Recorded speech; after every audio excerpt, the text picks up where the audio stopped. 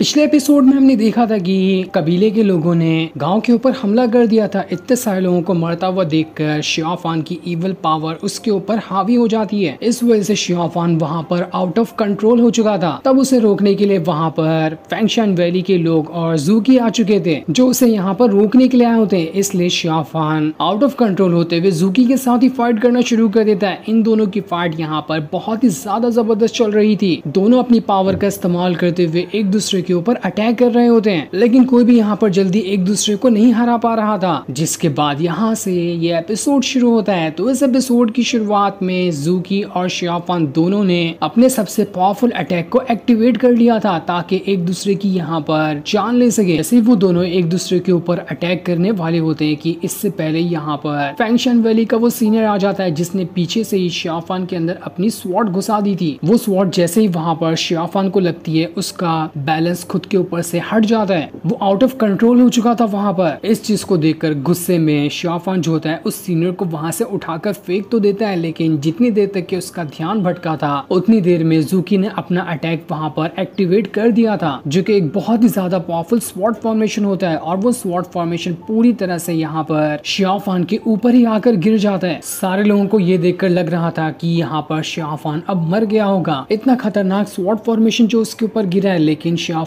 तब भी वहां पर अपनी पावर का इस्तेमाल करते हुए उस स्वॉर्ड फॉर्मेशन को वहां पर रोके होता है। उसकी हालत यहाँ पर बहुत ज्यादा खराब हो चुकी थी, पर तब भी काफी देर तक उसने वहां पर उस फॉर्मेशन को रोक लिया था, जिस वजह से उसकी जान बच गई होती है। लेकिन अब शियाफान वहां पर बहुत ज्यादा गुस्सा हो चुका था। वो अपने स्टिक को वहां पर निकालता है और उसकी पूरी पावर को एक्टिवेट करते हुए यहाँ पर उस फॉर्मेशन को तोड़ने की कोशिश करता है, जहाँ देखते ही देखते 1 सेकंड के अंदर शियाफान ने उस फॉर्मेशन को तोड़ दिया था। इस वजह से शियाफान पूरी तरह से आजाद हो जाता है। जिसके बाद शियाफान अपनी इविल पावर को लिए जूकी की तरफ ही बढ़ने लगता है। ऐसा लग रहा था कि वो यहाँ पर जूकी के ऊपर हमला करके उसकी जान ले लेगा। जूकी जैसे शियाफान को उसकी तरफ बढ़ता हुआ देखती है, उससे वो चीज याद आने लगती है जब 10 साल पहले कंपटीशन के दौरान भी शियाफान उसकी तरफ बढ़ रहा था, लेकिन आखिरी टाइम पे शियाफान ने अपने कदम पीछे कर लिए थे ताकि वहाँ पर वो जो राउंड है वो जूकी जीत जाए। इस वजह से शियाफान की हार हो गई थी उस टाइम पे और जूकी जीत गई होती है। इसी चीज को याद करके जूकी अब डिसाइड करती है कि जिस तरह से शियाफान ने अपने कदम पीछे किए थे इस तरह से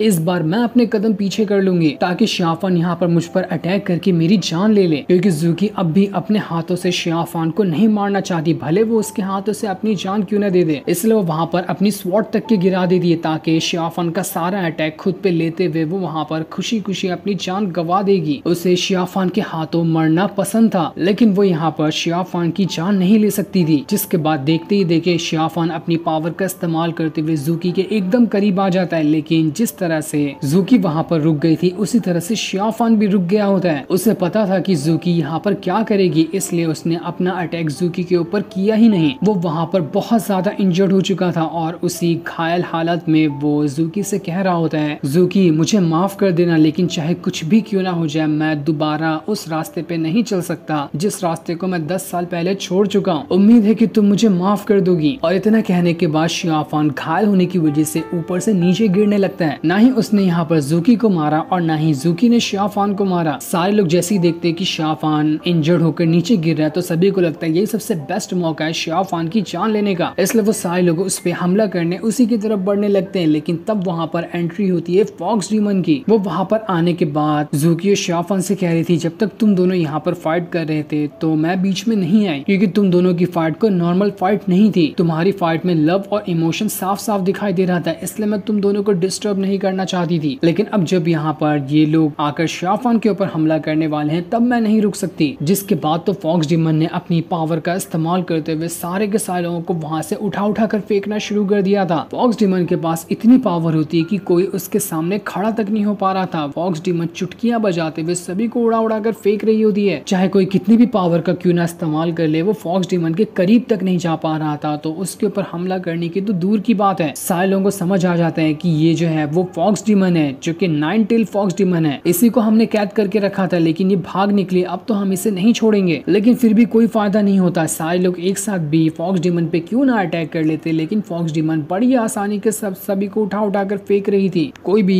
फॉक्स डीमन के सामने नहीं टिक पाता। फॉक्स डीमन की फाइटिंग स्किल भी बड़ी कमाल की थी। वो शियाफान को एक हाथ में पकड़े होती है और दूसरे हाथ से सभी को मारे जा रही थी, क्योंकि शियाफान अभी बहुत ज्यादा ज्यादा इंजर्ड हो चुका है, तो वो यहाँ पर फाइट तो बिल्कुल भी नहीं कर सकता। चेन वहाँ पर अपनी बहुत ही पावरफुल स्वॉर्ड को निकाल लेता है, लेकिन सही टाइम पे फॉक्स डीमन ने वहाँ पर खुद को और शियाफान को बचा लिया था। इसके बाद वो दोबारा से सारे लोगों को मारने लगती है। देखते ही देखते आधे से ज्यादा फैंक्शन वैली के जो डिसेबल वगैरह थे वो सब मारे जा चुके थे, इसलिए उनकी तादाद बहुत ज्यादा कम हो गई होती है। पर तब भी फॉक्स डीमन वहाँ पर नहीं रुकती, वो जो भी डिसेबल यहाँ पर मर रहे थे उन सभी को जिंदा करके पोजेस करते जा रही होती है। जो डिसेबल भी अब उसी की तरफ हो गए थे और अपने ही फैंक्शन वैली के साथियों के साथ लड़ रहे होते हैं। तब वहाँ पर वो मॉन्क भी आ जाता है। उसने भी अपनी पावर का इस्तेमाल करते हुए फॉक्स डीमन के ऊपर अटैक करने की कोशिश की थी, लेकिन इससे भी कोई फायदा नहीं होता। वो उस सीनियर और मॉन्क दोनों को उनके इल्यूजन वाले वर्ल्ड में फंसा देती है। इस वजह से तो वो दोनों आपस में ही फाइट करने लग गए थे। तब ये देखकर ज़ूकी बीच में आती है। वो भी वहाँ पर अपनी स्वॉर्ड निकालकर फॉक्स डीमन के ऊपर अटैक करने की कोशिश करती है, लेकिन फॉक्स डीमन को तो एक भी असर वहाँ पर होता ही नहीं। उसने एक ही उंगली से ज़ूकी की इतनी पावरफुल स्वॉर्ड को पकड़ लिया था। इस वजह से तो ज़ूकी अपनी स्वॉर्ड को हिला तक नहीं पा रही होती है, जिसके बाद फॉक्स डीमन ने उससे भी उठाकर वहाँ से दूर फेंक दिया था। कोई भी यहाँ पर क्यों ना आ जाए, वो फॉक्स डीमन और शियाफान को हाथ तक नहीं लगा पा रहा होता है। मानना पड़ेगा फॉक्स डीमन के पास तो काफी ज्यादा पावर थी, शियाफान से भी ज्यादा पावरफुल लग रही थी वो। जिसके बाद फॉक्स डीमन बड़ी आसानी के साथ शियाफान को लेकर वहाँ से चली जाती है और सारे लोग बस उसे देखते रह गए थे। और उन दोनों के जाने के बाद पूरा गाँव जो होता है वो काफी हद तक के बर्बाद हो चुका था। वहाँ पर कुछ नहीं बचा होता है। ज़ूकी वहाँ पर सीनियर से कह रही होती है यहाँ पर जो फाइट थी वो काफी ज्यादा बढ़िया रही। माना कि फैसला हमारे तरफ नहीं आया, लेकिन हमने कोशिश अच्छी की। और इतना कहने के बाद ज़ूकी वहाँ से चली जाती है, जिसे जाते हुए वो सीनियर देखे जा रहा था। ऐसा लग रहा था कि सीनियर के अंदर ज़ूकी के लिए कुछ न कुछ तो फीलिंग्स है। आगे बढ़ते हुए ज़ूकी को सारे गांव वाले दिखाई देते हैं, जिनमें से कई सारे लोग मारे गए थे और जो बचे होते हैं वो अपनों के लिए वहाँ पर रो रहे होते हैं कि सारे लोगों को यहाँ पर मार दिया गया, हमारी क्या गलती थी जो हमारे साथ ऐसा हुआ। ये सारी चीजें देखकर तो ज़ूकी को भी बहुत ज्यादा बुरा लग रहा होता है। दूसरी तरफ हम शियाफान को देखते हैं, जिसे काफी देर के बाद होश आ चुका था। वो बहुत ज्यादा इंजर्ड होता है। फॉक्स डीमन उससे कह रही थी तुम्हें आराम करना चाहिए, तुम्हारी हालत अभी ठीक नहीं है। शियाफान कह रहा होता है हमें जल्दी से ग्रेट एल्डर के पास जाना है। वो बिया को ठीक करने का तरीका बताने वाले थे ना, जिस पर फॉक्स डीमन कह दिया अरे अरे थोड़ा शांत हो जाओ, पहले खुद को रिकवर तो करो, उसके बाद हम चले जाएंगे। आखिर तुम यहाँ पर इतने ज्यादा उतावले क्यों हो? तुम्हें लगता है क्या वो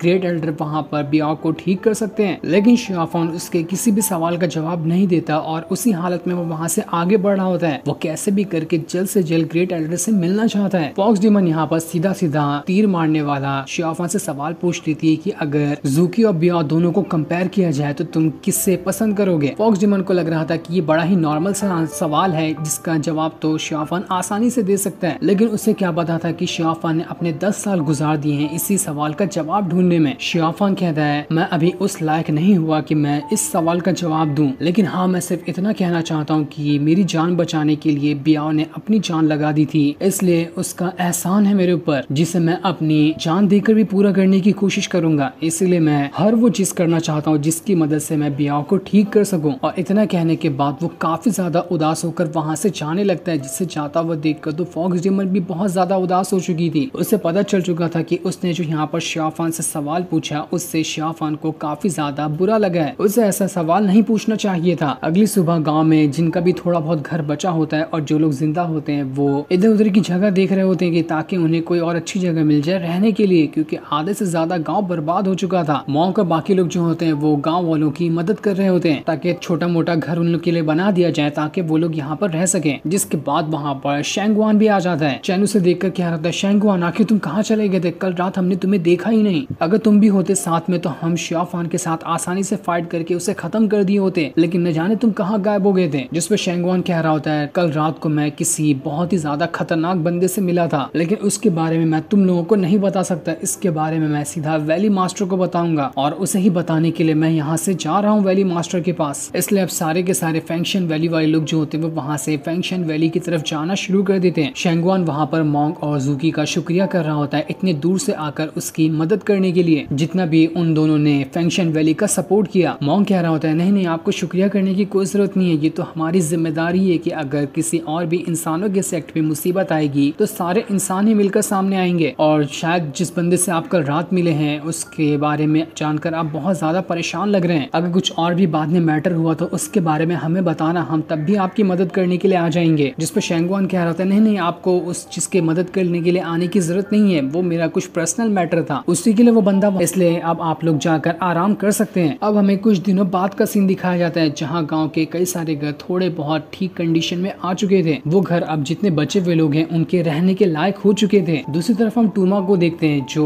ग्रेट एल्डर की बातें याद कर रहा था। जब ग्रेट एल्डर ने टूमा से कहा था कि देखना शियाफान को ना ऐसे जाने मत देना, वो बहुत अच्छा और बहुत ज्यादा पावरफुल बंदा है। उसने अपनी जान की परवाह किए बगैर हमारे गाँव के लोगों को बचाने की कोशिश की। माना कि उसके पास इविल पावर है लेकिन वो बहुत ज्यादा खतरनाक है। अगर वो हमारा साथ दे तो यही हमारा एक जरिया होगा इस इलाके में रहने का, वरना कबीले के लोग बाद में भी आकर हमारी जान ले सकते हैं। हमें कैसे भी करके शियाफान की मदद करनी होगी ताकि वो आगे चलकर हमारी मदद करने के लिए भी तैयार हो जाए। अब एक वही जरिया है हमारा इस गांव में जिंदा रहने का, क्योंकि मैंने अपना आर्टिफैक्ट वाली छड़ी भी खो दी है। उसके अलावा मैं ज्यादा कुछ नहीं कर सकता। जिसके बाद टूमा शियाफान के पास आकर कहता है ग्रेट एल्डर तुम्हें बुला रहे हैं, तुम्हें उनसे मिलने जाना चाहिए। इसलिए शियाफान फॉक्स ड्रेमन के साथ ग्रेट एल्डर के पास आता है जिनकी हालत बहुत ज्यादा खराब हो चुकी थी। ग्रेट एल्डर शियाफान से कह रहे थे देखो मैंने तुमसे कहा था ना कि मैं बियाह को ठीक कर सकता हूँ, तो मैं इसकी कोशिश जरूर करूंगा, लेकिन मैं 100% श्योर नहीं हूँ कि इससे वो ठीक हो जाएगी। लेकिन उसके लिए तुम्हें मेरी मदद करनी होगी और तुम्हें मुझसे एक वादा करना होगा। शियाफान कह रहा होता है क्या आपको वही आर्टिफैक्ट चाहिए जो हुआन लेकर चला गया था? अगर चाहिए तो मैं आपको वो लाकर दे दूंगा। जिस पर ग्रेट एल्डर कह रहे होते नहीं, उसकी कोई जरूरत नहीं है, अब उसे लेने के लिए बहुत देर हो चुकी है। मैंने कहानियां सुनी थी कि उस आर्टिफैक्ट की मदद से एंशिएंट टाइम के डीमन को जिंदा किया जा सकता है। इसलिए सारे के सारे लोग वहाँ पर उस आर्टिफैक्ट के पीछे पड़े हुए थे ताकि एंशिएंट डीमन को आजाद कराया जा सके। और अब जब दुश्मनों के हाथ में वो आर्टिफैक्ट लग चुका है तो उन लोगों ने तैयारी शुरू कर दी होगी उस एंशिएंट डीमन को जिंदा करने की। इस वजह से ये पूरा का पूरा गांव जो है वो बर्बादी के कगार पे जाने वाला है। जो लोग बचे हैं उन लोगों को भी वो एंशिएंट डीमन जिंदा हो गया तो खत्म कर देगा। मुझे मेरे गांव के लोगों के लिए बहुत ज्यादा टेंशन हो रही है। मैं बस तुमसे एक चीज कहना चाहता हूँ कि क्या तुम मेरे गांव वालों को प्रोटेक्ट करोगे? मुझे नहीं पता कि मैं कब तक जिंदा रहूंगा अपने गांव वालों को प्रोटेक्ट करने के लिए, इसलिए मैं चाहता हूँ कि मेरे मर जाने के बाद तुम मेरे गांव वालों को प्रोटेक्ट करना। जो मैं नहीं कर पाया वो तुम कर देना। जिस पर शियाफान ग्रेट एल्डर से कहता है आपको टेंशन लेने की जरूरत नहीं है, मैं अपनी पूरी कोशिश करूंगा इस गाँव वालों को बचाने की। ये गाँव वाले भी मेरे ही गाँव वालों की तरह है, मैं उन्हें नहीं बचा सका तो मैं इन्हें तो बचाने की पूरी कोशिश करूंगा। जो सुनकर तो ग्रेट एल्डर भी काफी ज्यादा खुश हो जाते हैं। दूसरी तरफ हम पिंगर को देखते हैं जो उन डीमन के इलाके में आ चुकी थी। वहाँ पर काफी ज्यादा तबाही मच रही होती है। ऐसा लग रहा था कि यहाँ पर कुछ न कुछ खतरनाक होने वाला है। जिसके बाद देखते ही देखते आसपास के जितने भी परिंदे वगैरह होते हैं वो सब मारने लगते हैं। ऐसा लग रहा था कि वही एंशिएंट डीमन आजाद होने वाला है जो हर तरफ तबाही लाकर सारी जगह पर अपना कब्जा कर लेगा। देखते ही देखते जितने भी डीमन के स्केलेटन थे उन सभी के अंदर जान आने लगती है। चांद जो था वो खून में लाल हो चुका था, हर तरफ ईविल ऑरा फैल गया होता है। अगर वो डीमन आजाद हुआ तो वो किसी को नहीं छोड़ेगा, आसपास जो भी लोग आते हैं वो सबको बर्बाद कर देगा। इसलिए सारे के सारे लोग वहाँ पर घबराए होते हैं। फैंगशियान वैली के लोग भी एकदम ज्यादा डरे हुए थे कि यहाँ पर क्या हो रहा है। इस चीज के बारे में घोस्ट किंग को भी पता चल गया होता है कि यहाँ पर लगता है कि वो डीमन आने वाला है। अगर आया तो इस दुनिया में तबाही लाने से कोई नहीं रोक सकता। जिसके बाद देखते ही देखते ऐसा लग रहा था कि वो एंशिएंट डीमन आजाद हो चुका है। उसके बाद हम एक बंदे को देखते हैं जिसके आसपास बहुत सारे खतरनाक डीमन थे। हो न हो ये बंदा उन्हीं डीमन को कंट्रोल कर रहा होगा और वही बंदा एंशिएंट डीमन होगा जो कि अब आजाद हो चुका है और वो यहाँ पर हर तरफ तबाही लाएगा। तो देखना इंटरेस्टिंग होगा कि आखिर शियाफान कैसे उसका मुकाबला करते हुए गाँव के लोगों को बचाता है। लेकिन ये चीज हमें अगले सीजन में दिखाई जाएगी। इसी सीन के साथ जेड डायनेस्टी का सेकंड सीजन यहीं पर एंड होता है। सीजन 3 जैसे ही आएगा मैं उसे वैसे ही एक्सप्लेन कर दूंगा। तब तक के लिए थैंक्स फॉर